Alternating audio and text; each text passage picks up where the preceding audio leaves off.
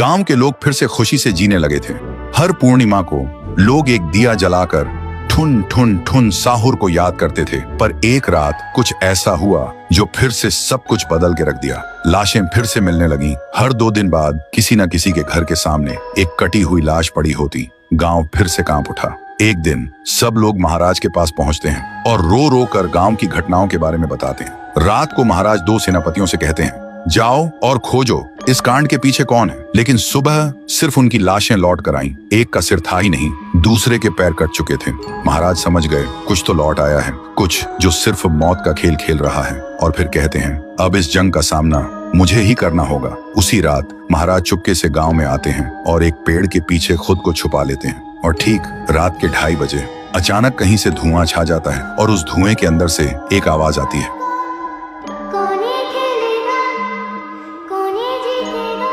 और फिर धुएं के बीच से निकलती है एक गुड़िया, गोल आंखें, एक बेजान सी मुस्कान, लेकिन चेहरा मौत का पैगाम।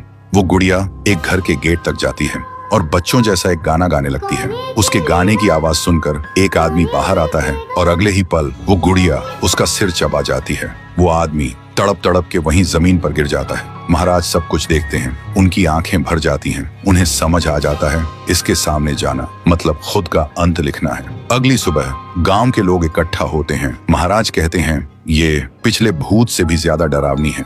इसे सिर्फ वही हरा सकता है जो मौत को पहले ही हरा चुका है। और फिर एक पूर्णिमा की रात सब लोग दिया जलाकर पुकारते हैं, आप वापस आइए, आपके बिना ये गांव जिंदा तो है पर जीने जैसा नहीं। तभी एक आवाज गूंजती है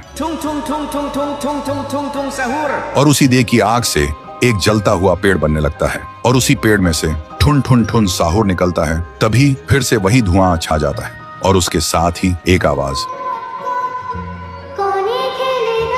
सब लोग घुटनों के बल गिर जाते हैं और कांपती आवाज में बोलते हैं, हमें बचाइए, वो आ गई है। ठुन ठुन ठुन साहुर एक जोरदार जंप करता है और सीधा उस धुएं में घुस जाता है और शुरू होती है एक आखिरी जंग। ठुन ठुन ठुन साहुर और गुड़िया की। जमीन कांपने लगती है, आसमान से बिजली गिरती है और जब धुआं हटता है तो दिखाई देता है गुड़िया बिखर चुकी थी। हाथ अलग, सिर अलग, पैर अलग। और तब से गांव में फिर से एक नई सुबह हुई। महाराज मुस्कुराए, गांव वाले जीने लगे और उस दिन के बाद ठुन ठुन ठुन साहुर सिर्फ एक भूत नहीं रहा, गांव का रक्षक बन गया।